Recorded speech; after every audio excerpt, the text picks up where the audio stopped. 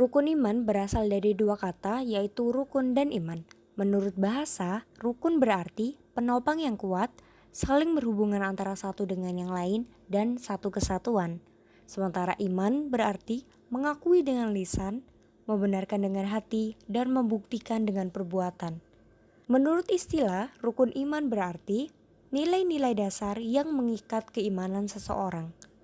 Dalam sebuah hadis juga dijelaskan bahwasanya iman adalah ketika engkau mengimani Allah, para malaikatnya, kitab-kitabnya, para rasulnya, hari akhir, dan qadha dan qadar. Iman kepada Allah dibagi menjadi 3 atau yang biasa kita kenal sebagai tauhid rububiyah, tauhid uluhiyah, dan tauhid asma wa sifat. Tauhid rububiyah adalah meyakini bahwasanya Allah adalah satu-satunya Tuhan yang mampu menciptakan, mengatur, mengurus, merawat, dan menjaga seluruh alam semesta. Sementara tauhid uluhiyah yaitu meyakini bahwasanya Allah adalah satu-satunya Tuhan yang wajib disembah dan wajib untuk diibadahi. Sementara tauhid asma wa sifat adalah suatu bentuk pengesaan seorang hamba kepada Allah mengenai nama-nama dan sifat agung Allah Subhanahu wa taala. Implementasi iman kepada Allah Subhanahu wa taala dapat kita lakukan dengan cara pertama, menjalankan perintahnya dan menjauhi semua larangannya. Yang kedua, meyakini dengan seyakin-yakinnya bahwa Allah Subhanahu wa taala adalah satu-satunya Tuhan yang patut disembah, tiada sekutu baginya. Yang ketiga, beribadah dan beramal dengan ikhlas hanya kepada Allah Subhanahu wa taala. Beriman kepada malaikat Allah artinya percaya bahwa malaikat benar makhluk Allah yang diciptakan dari nur dan tidak memiliki syahwat seperti manusia, sehingga selalu taat pada perintah Allah Subhanahu wa taala. Oleh karena itu, kita harus meyakini bahwa segala amal perbuatan yang kita lakukan tidak akan terlepas dari pengawasan Allah Subhanahu wa taala. Maka hendaknya kita harus selalu berhati-hati dalam bertindak atau melakukan sesuatu. Implementasi iman kepada malaikat antara lain senantiasa beramal soleh dan selalu taat kepada Allah, bekerja keras dan yakin bahwa akan mendapatkan perlindungan dari Allah, memantapkan tauhid dan menjauhi tahayul, menjauhi dan mencegah dari perbuatan yang dilarang oleh Allah, jujur dan meyakini bahwa kelak akan dipertanggungjawabkan semua perbuatan yang telah dilakukan di dunia di hadapan Allah kelak. Yang ketiga, iman kepada kitab-kitab Allah. Iman kepada kitab-kitab Allah artinya mempercayai dan meyakini bahwa Allah Subhanahu wa taala telah menurunkan kitab suci kepada para rasulnya untuk disampaikan kepada umatnya sebagai bentuk rahmat dan kasih sayang Allah kepada makhluknya untuk menempuh orientasi kebahagiaan abadi yang insya Allah di surganya Allah nanti. Seperti Al-Quran yang telah Allah turunkan kepada Nabi Muhammad SAW untuk disampaikan kepada kita, yakni umatnya insya Allah sampai akhir zaman nanti. Kebenaran Al-Quran ini berisi bimbingan yang lurus dan bentuk peringatan terhadap siksanya yang pedih dari sisinya, sekaligus sebagai kabar gembira bagi orang-orang mukmin yang mengerjakan kebajikan bahwa mereka akan memetik hasilnya nanti. Selain itu, Al-Quran juga diturunkan untuk membenarkan kitab-kitab sebelumnya, yaitu ada kitab Taurat yang diturunkan kepada Nabi Musa, kitab Zabur yang diturunkan kepada Nabi Daud, dan kitab Injil yang diturunkan kepada Nabi Isa alaihissalam. Untuk implementasi pengimanan terhadap kitab-kitab Allah di rukun iman ketiga, yang pertama tentunya kita harus bisa melakukan setidaknya sekali dalam sehari untuk membaca Al-Quran. Tidak hanya membaca Arabnya saja, tetapi juga menghayati isinya, mentadabburi dan mengamalkannya dalam kehidupan sehari-hari. Yang kedua, kita harus sadar bahwa segala yang Allah telah ciptakan di sekeliling kita tidak akan terjadi kecuali atas kehendak dan kekuasaan Allah.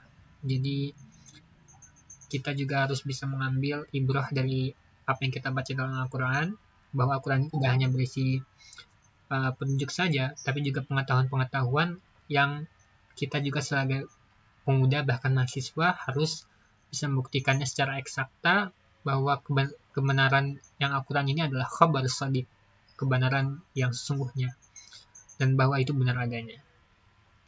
Lalu yang ketiga juga dijelaskan dalam surat Al-Imran ayat ke-7 bahwa Al-Quran ini diturunkan ada namanya ayat-ayat muhkamat dan ayat-ayat mutasyabihat. Ayat-ayat muhkamat itu yang sudah benar kebenarannya, benar kebenaran artinya, yang telah tidak bisa dipungkiri lagi bahwa artinya adalah itu.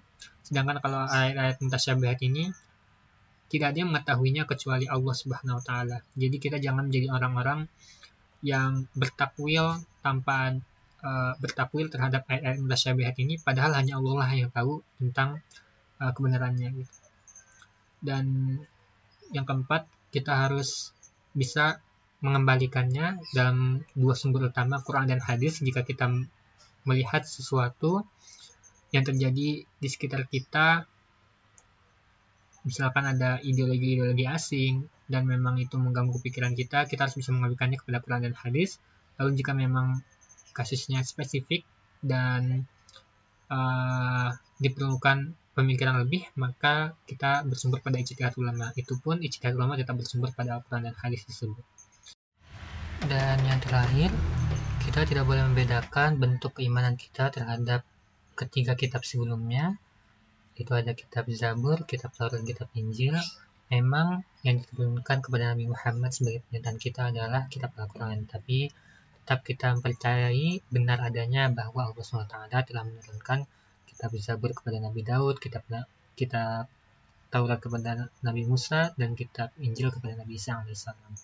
Jadi tidak boleh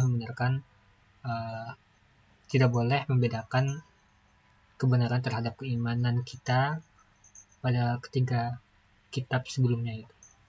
Sama seperti keimanan kita terhadap nabi-nabi Allah. Iman kepada Nabi dan Rasul. Iman kepada Nabi dan Rasul artinya mengimani nama-nama Nabi dan Rasul. Yakin bahwa risalah yang mereka bawa berasal dari Allah. Membenarkan berita-berita tentang mereka dan menjalankan syariat yang mereka sampaikan. Contoh perilaku iman kepada Nabi dan Rasul adalah jujur, berkata baik dan benar kepada siapa saja, melaksanakan amanah, gemar menuntut ilmu, dan tidak ingkar janji.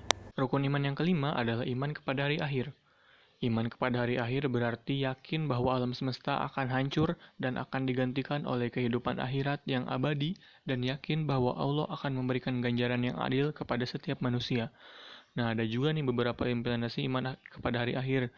Di antaranya adalah meyakini adanya balasan yang bersifat dari Allah yang sesuai dengan amal perbuatan kita di dunia.